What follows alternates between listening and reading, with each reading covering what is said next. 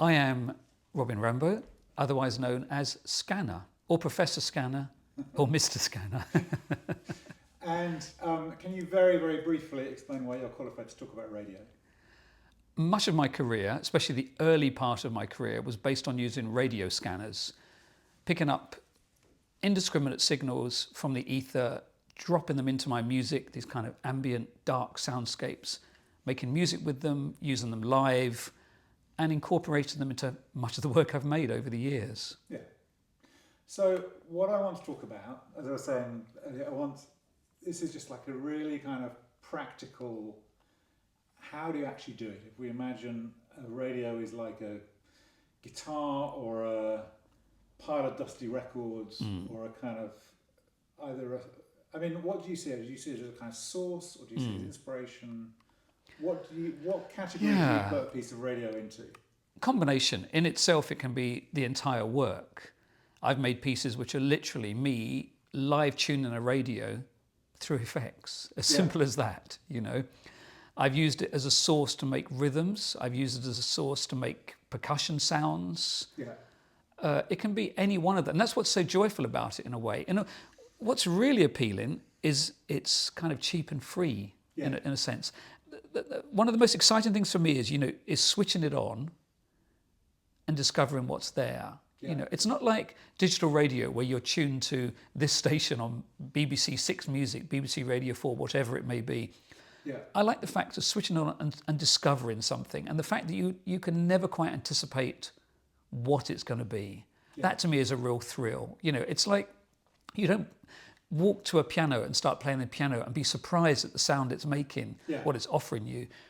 Your fingers may fall into a different place and you may play a different sequence of chords or whatever it may be, a different type of melody. With the radio, there's the world there. I mean, when I was a kid, not to go into history here, but I remember we had a radiogram. Do you remember these things? These huge wooden boxes that had a record player on it, and it used to say on it, Dresden, Geneva, Hilversum. And I didn't know what these things were. You know, I didn't know there were names of places to start with. But you would turn the dial in this red glowing light, because it's an old, very valve machine. The light behind it, you'd see it move the dial, and it was beautiful. And you'd be entering these other worlds. Yeah. So it's this incredible sense of travel.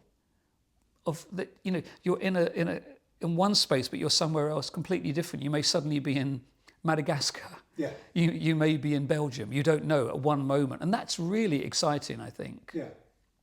Why don't you turn it on? Yes. Slider at the top goes right. Not that bit. It's just that this one. Switch. Yeah. Yeah. How do you turn it on? I was going to say. Did I switch it on? That's it. Might be turned down. A red light came on. Oh, so here we have it.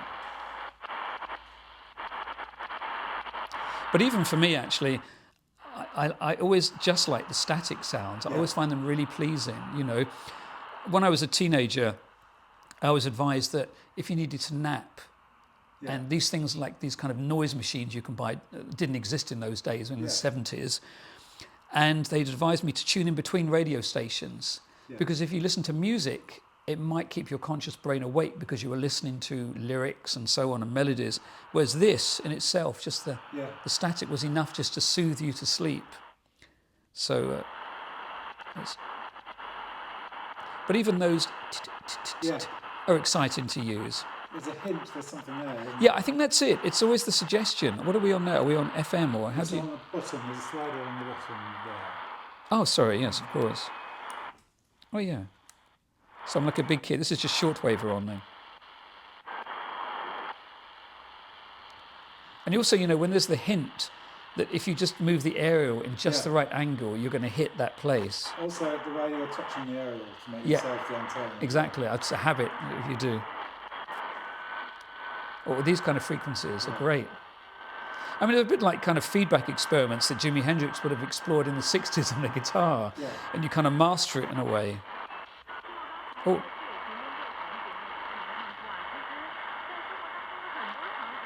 I can't quite even understand the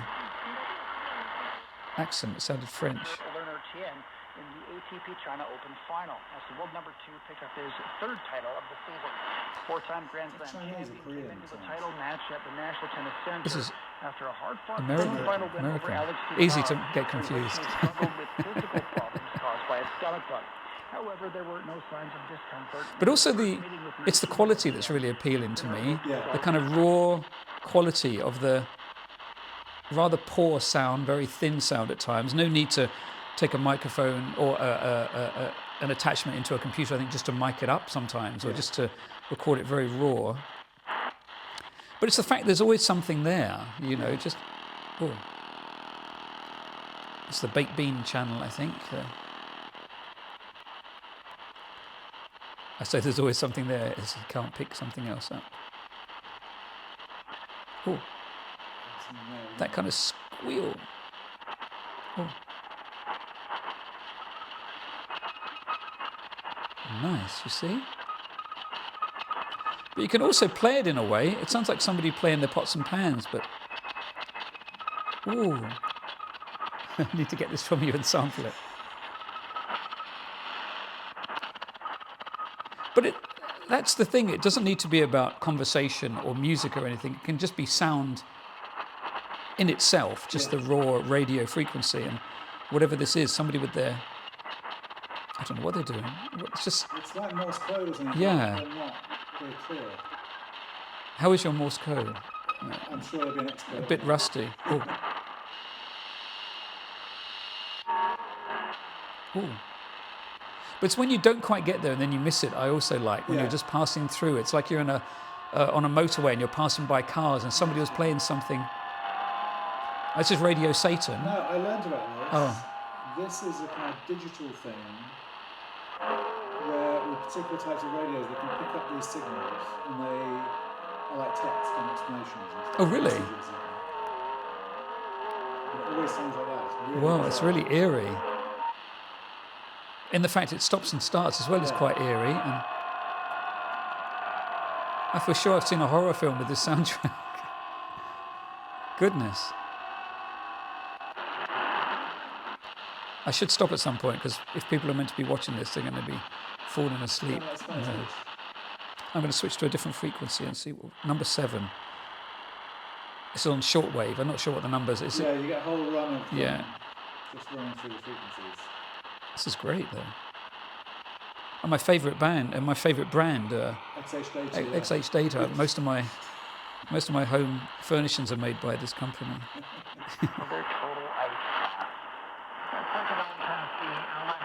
Down to 17 degrees on Wednesday evening. It's cloudy and 29 on Thursday. Janine will see heavy rainfall overnight. I like the story that somebody told me years ago. A friend of mine travelled to India, and he said there I was in the middle of nowhere, and I had a radio, and I tuned in the radio, and I heard you, Robin, on the radio. He said I went to the other side of the world to escape you, and you were suddenly on the radio. But it's still a fantastic image in a way of being in this remote location. Also, I like the bodily relationship you can have to it. I mean, in a performative way, when you're kind of adjusting your body and the angle to try and pick up the best sound. So that's a very strong signal there.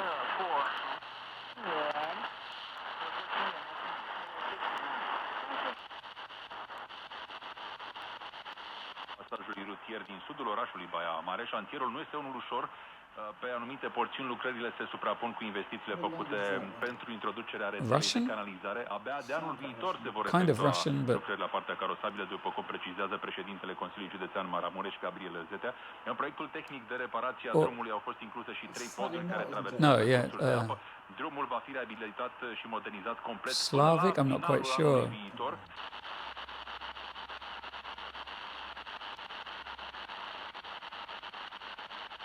I'm going to try one more. Do you mind me trying one more out of curiosity? I'm on 8 now. Let's see where we go. So let's see what the numbers are. This is 17.1 to 18 we're at.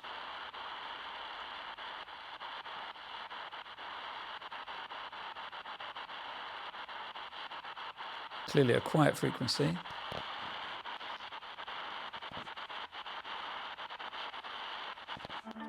Oh, I knew we'd get there.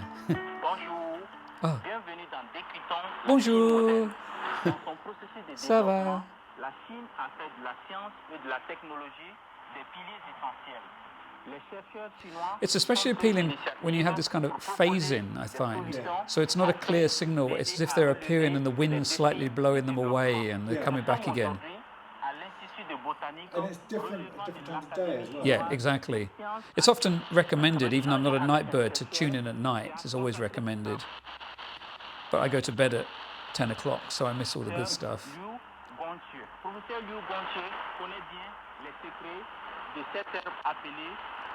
It's a really strong signal over a long band.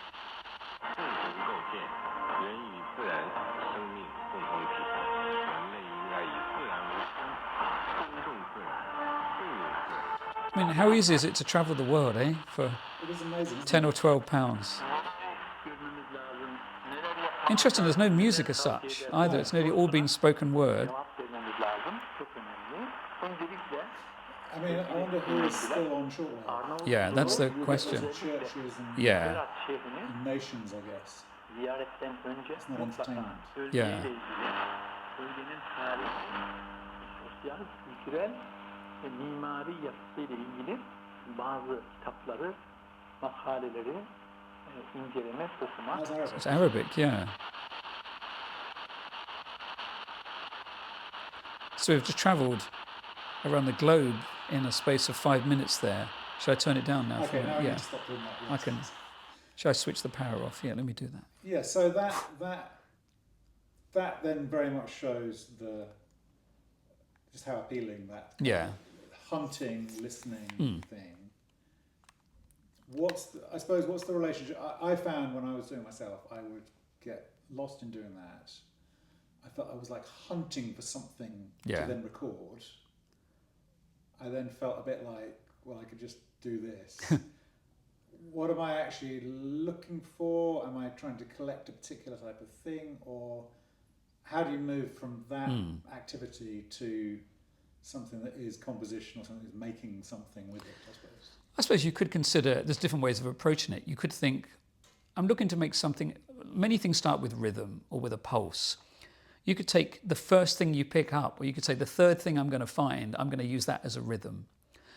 And if it's a voice, if it's radio static, whatever it may be, if it's whatever you decide is that third thing, that's what you have to keep, in a way. Setting a rule. Rules can be good, yeah. I mean, the problem with too many options, option paralysis, basically. We know it with software. When you have too many plugins to do whatever you do in Photoshop or music software, you think, I try this synth, I try this reverb, and you never make a decision because the options are always there. There are a lot of options here as well, so maybe it's good to make those decisions beforehand, to set yourself some restrictions and to think that I will use every third sound. The first third will be the rhythm, the next one will be the melody or whatever, and you could build a track up like this. Yeah. Or you just choose the very first thing you pick up and think, I have to stay with that, but I have to make something from it. What can I do with it? Can I take this and can I change the pitch of it? Can I reverse it? Can I slow it down? Can I speed it up? Can I use just that one sound as the source material for an entire piece? Yeah. Can that become everything in itself? Could you map that so it becomes a kind of background and you add other things on top of it? It's sometimes in the editing process, but it begins with the listening process, and you need to hear something to make a decision about what you're going to use. But here, in the space of 5 minutes, we found voices, we found clips of music, we found weird glitchy noises. All those could easily lend themselves to making something. Yeah. So it is that there's a need for a bit of discipline, a bit of like, I'm going to do this for a bit and then we'll go to the next bit. I think maybe perhaps a way of thinking about it is let's have 5 minutes playtime. Yeah. And after playtime, let's take this seriously. Let's adjust to the instrument in a way. Yeah. Let's get our fingers used to the guitar neck or the piano, whatever it may be. And let's get a body relationship to it, first of all, a bodily relationship. And then let's start being creative with it. And you can think about the experiments that Steve Reich and Terry Riley did, as we spoke about before on camera, where you take a tiny clip of someone speaking and you just repeat it and repeat it and repeat it. You can put it out of phase with each other. So you have these two things and they slowly go out and then they join together. It can be incredibly hypnotic.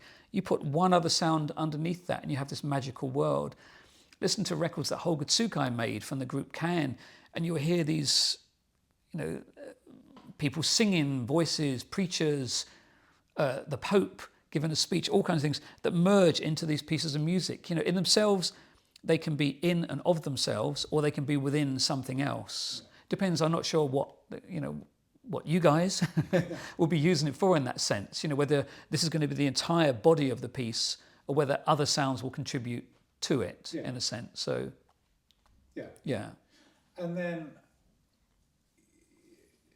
I suppose there's that question of is the idea of the piece something that, I suppose, when you're working, say you've got a piece of material, or like even if it's not radio, we were listening to your album made with the sound of your stairs earlier on. Presumably you've got a whole mass of material then. Are you bringing an idea to that, or are you somehow taking the idea from the source material? Good question. Most times it comes from the source material. It's telling me and suggesting what I could do with it. If I go in with two clearly defined ambitions and I think, okay, I'm looking for a voice singing, I can spend so long scrolling through the airwaves. So let's start with the first thing I find, in a way, and see what that lends. I mean, we already found here, within 1 minute, we had sounds that could easily be used within a creative, musical piece. Yeah. And when I say musical, I don't necessarily mean it has to follow the trajectory of traditional music. It doesn't need to have a melody and a harmony and a verse chorus. But I mean, you can structure pieces. If you think somebody like Cage used radios in, I think it was Imaginary Landscapes, where he used them, and then people would improvise to them and respond to them. Yeah. Or you pick up sounds on the radio and then you try and copy those yourself with an instrument or with your mouth or with your body or whatever it is. You try and emulate those. There's all kinds of ways of thinking about it. I mean, for me, the history of radio and artists using radio is really interesting, because you think about where it first came from. It was people essentially using it for musique concrète. Yeah. They were using it as a source. So in 1944, the first radio piece was made by a Cairo musician, and I'll get his name wrong, but it's I can't remember his name. Dab, something like this. Yeah, so 1944, he basically made the first. Yeah, exactly. Yeah. So he made those pieces. Then later on, you had French people like Pierre Schaeffer and the whole school there. But you're using this as a source material to make these works. You had Stockhausen making radio pieces. Yeah. The whole school of kind of Hörspiel, the radio dramatist. But before that, you had Bertolt Brecht. You had Kurt Weill making pieces broadcast on radio, so that you're telling stories on radio, using it as a medium in a way. But then people got really creative with it, and I think that's what's really interesting, is to think about figures like John Cage, Stockhausen, even pop artists like Can and Holger Tsukai, as I say.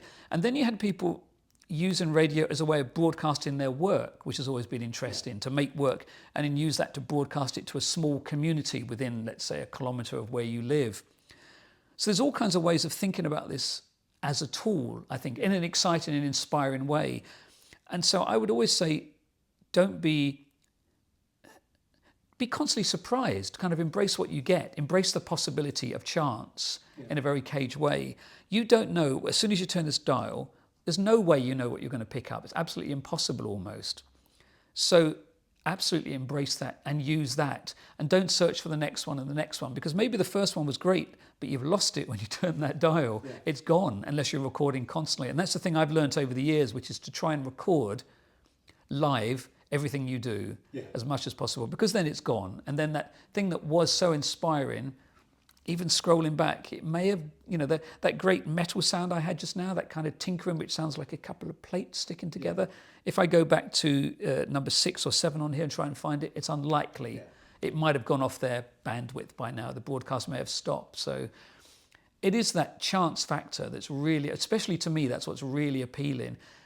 And I'd like to think it would be inspiring to participants, because you wake up in the morning, you go to the workshop, you have no idea what's going to be appearing there on the radio. And every single person in one room may pick up something very different using the same cheap handheld device, which is a brilliant thing. Yeah. And if you use radios live, how do you use, because we've talked a lot about the idea of recording something and editing it. Yeah.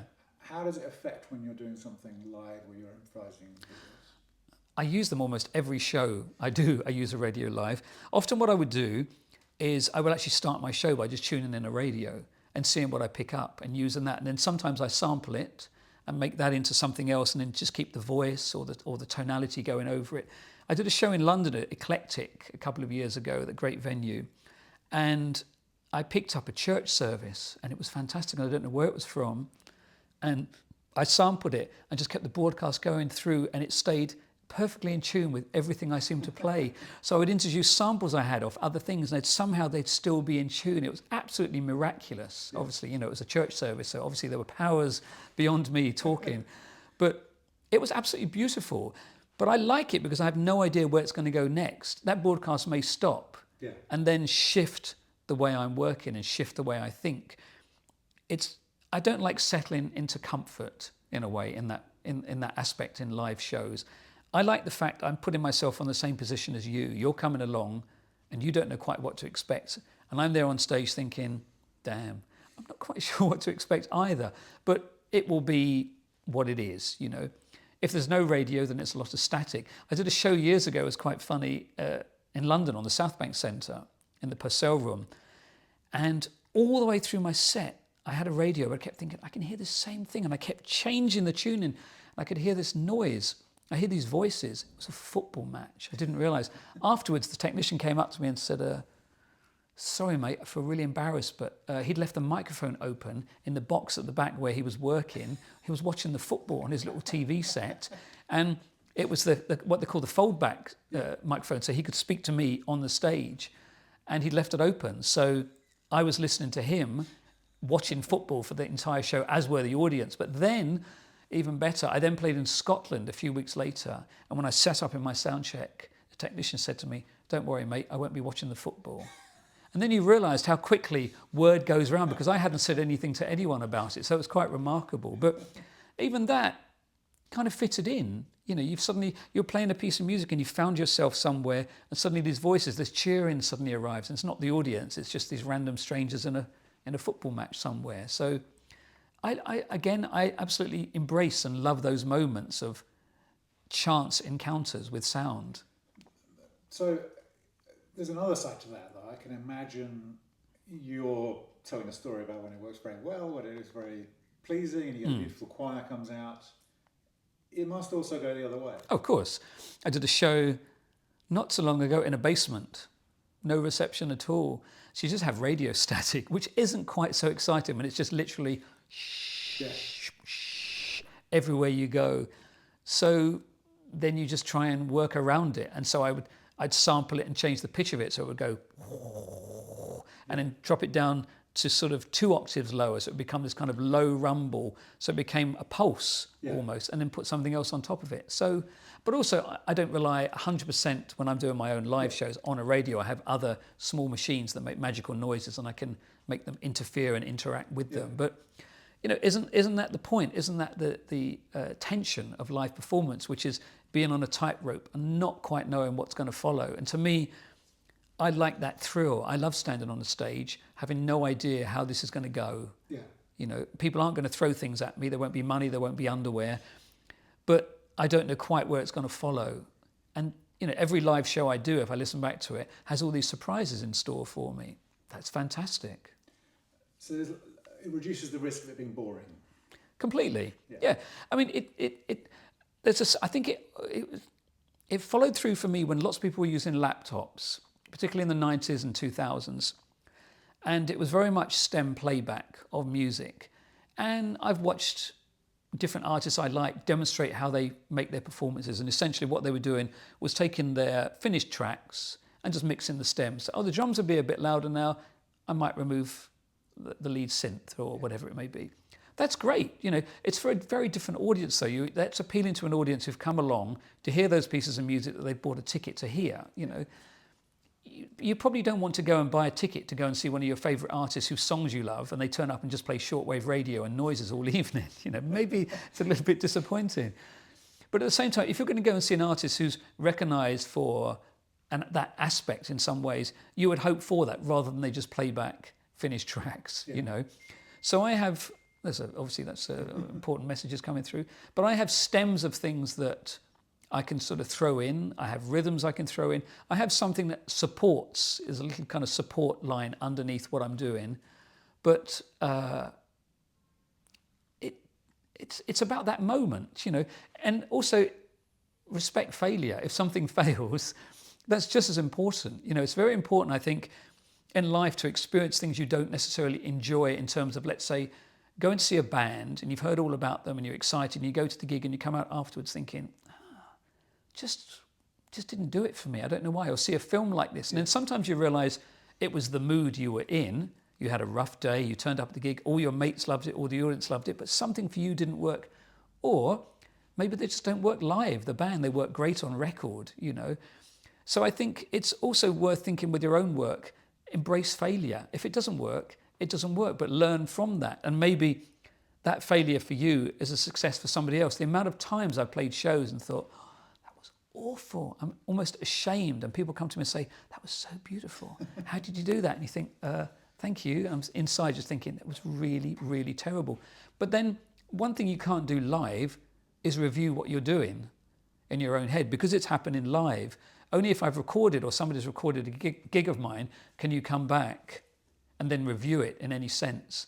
So enjoy every moment of it, really. You know, I think it could be phenomenal if you've got 4 people with radios and they all just go 4, 3, 2, 1, switch them on and start making a piece with it, you know, and have an agreement that they div a cue and everybody change the tune, and at a certain point they just go like this. Yeah. There's all kinds of things you can do, which just make it really fun as well. The fact there's no skill needed whatsoever, you know, really, it's a fairly, you know, there's not much of a bodily thing you need to do apart from move this. You can move it on your leg. It's not the most sophisticated piece of technology. And that's the appeal of it, I think, and the joy of it in a way. You know, there's no skill set. Maybe your hearing is the best skill set and you have to decide what you're going to choose and edit, but you're doing that live anyway. And so there's lots of things to talk about. I thought one of the really interesting things is that the Cage idea, which one of the ways I understand it is he was very concerned about taste and not bringing his own taste to the thing. Is that something that feels like there's something interesting with radio in that you can pick it up and suddenly you've actually got, like, you know, Capital Radio. You've got some loud, you know, pop record in the middle of your gallery performance. Yeah. Is that fear of taste something that you've done or you've experienced, that you found it unlocks things you wouldn't have? Yeah, again, I just embrace it. I mean, I played a show and I had a Kylie Minogue track came on the radio, and I thought, let me just use this. I sampled Kylie, I dropped her way down so it just became this low rumble, like a kind of steam engine driving past your house, this kind of... And that became this almost dark, foreboding science fiction soundtrack. And I just tuned to something else and introduced that over it, and it's great, you know. I mean, you like anybody, you find out your voice, you find your voice, and you find ways of working. It's worth thinking, the piano's been around for a long, long time, but you can still recognise certain pianists. You can recognise composers. The guitar, you could play the guitar, I can play the guitar, other people can play the guitar, and you can instantly say, oh, that was this guitarist and that was that guitarist, just by not only the sound, but their approach, the space they leave between things, the pauses they leave, basically the language they use. So, you know, over this time, maybe it's an opportunity for people to find their language in a way. And, you know, less can be more. There's no reason you have to keep adding. You could keep subtracting. There could be 4 of you working together and you decide, actually, you can decide that, you know, perhaps each time one of you drops out, or all 3 of you could drop out. I mean, there's a great piece I played of John Cage's for a Merce Cunningham performance years ago at the Barbican in London. And I was there with Phil from Radiohead, the drummer, and an American guitarist. And our instructions were we had to play for 2 hours, but within those 2 hours, we could stop for 20 minutes. So you could stop for a whole 20 minutes and just walk off and go to the loo and have a sandwich, have a nap. Or you could spread that over those 2 hours. It could be that all 3 of you take a 20-minute pause at exactly the same time. Or 2 of you decide to take a 2-minute pause at 1 hour. And that was what was so fantastic, because it was that understanding between the 3 of us. You didn't know what the other guy was going to do.